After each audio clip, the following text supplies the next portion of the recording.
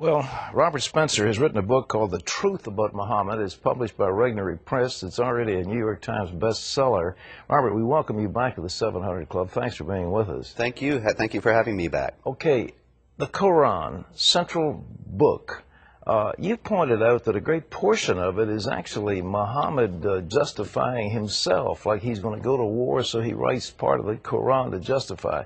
He wants to take his daughter-in-law as a wife, so he writes something to justify it. His little girl, Aisha, 9-year-old bride, is accused of adultery, so he does something to justify that.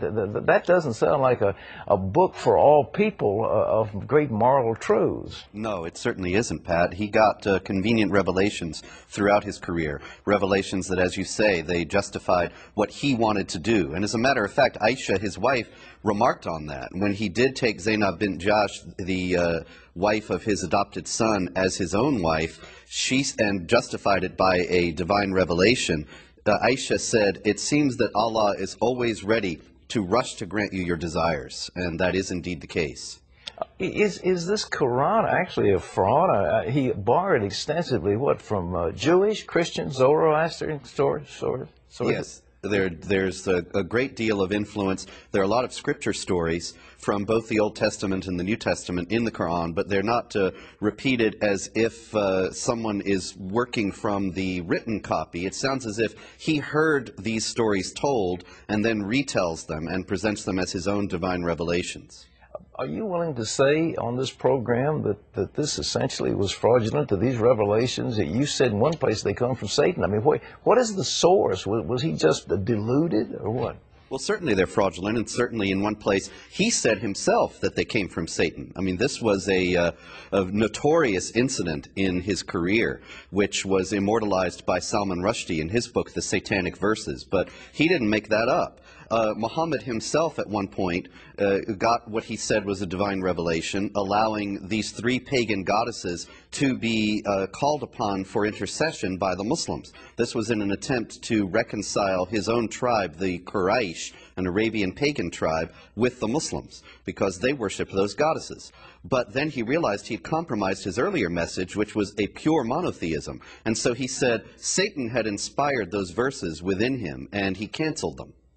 Well, you know, the president, I think, has done the nation a great disservice by saying, quote, Islam is a religion of peace. It's actually a political system, isn't it? Oh, very much so, absolutely.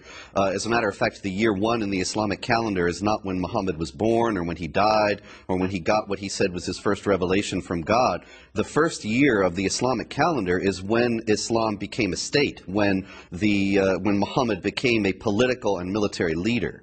And Muhammad himself taught that the Muslims must wage war against unbelievers, offering them first, inviting them, in their words, to accept Islam, and if they refused that, inviting them to adopt the second-class status of the dhimmi, the second-class status that Jews and Christians suffered under for centuries under Islamic law, or third, to go to war with them. So conversion, subjugation, or war are Muhammad's orders for how to deal with non-Muslims, and that has been something that Muslims have obeyed throughout history.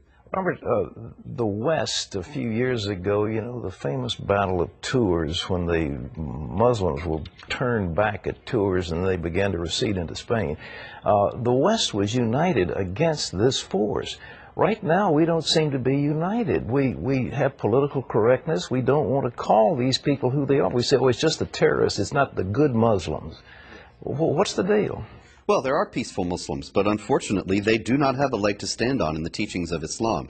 All the sects of Islam that are considered orthodox and all the schools of Islamic law teach that warfare against unbelievers is part of the religion. We can be thankful that many Muslims don't pay attention to that, but we're deluding ourselves if we think that there is some benign core of Islam that does indeed teach peace. When Muslims say that Islam is a religion of peace, they're referring to the peace that will come to the world when the whole world obeys Islamic law, and that peace must be reached through violence.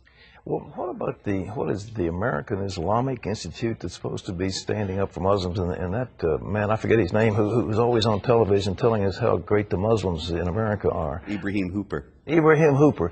What's his background? Where does he get his money? Well, Ibrahim Hooper is an American convert to Islam, and where he gets his money in personally, I don't know, but I know that the Council on American Islamic Relations, the group that you're referring to, I think, has received many, many large donations from Saudis, and some of them have gone to a library project which puts the Quran and Islamic apologetics works into libraries all over the United States, libraries that incidentally do not have books that balance that perspective.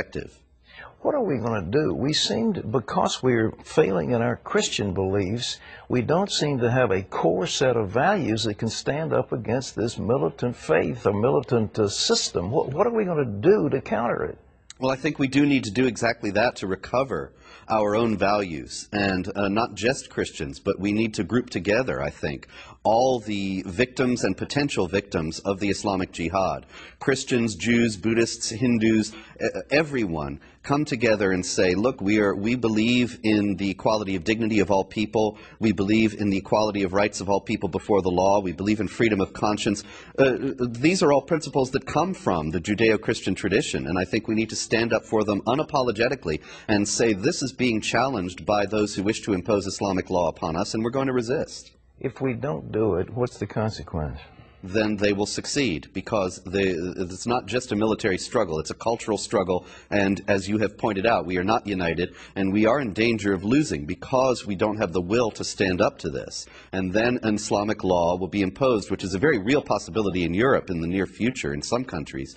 Islamic law will be imposed that denies equality of rights of all people before the law, and will subjugate Christians and others under Islamic law as inferior citizens who do not have equality with the Muslims. And will subjugate women, obviously. Absolutely. As chattels.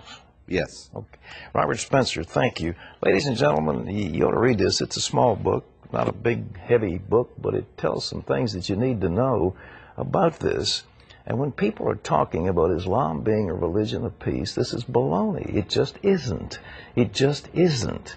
And Muhammad in the Quran is teaching warfare. So at the core of this faith is militant warfare against those who are not under submission. Islam means submission.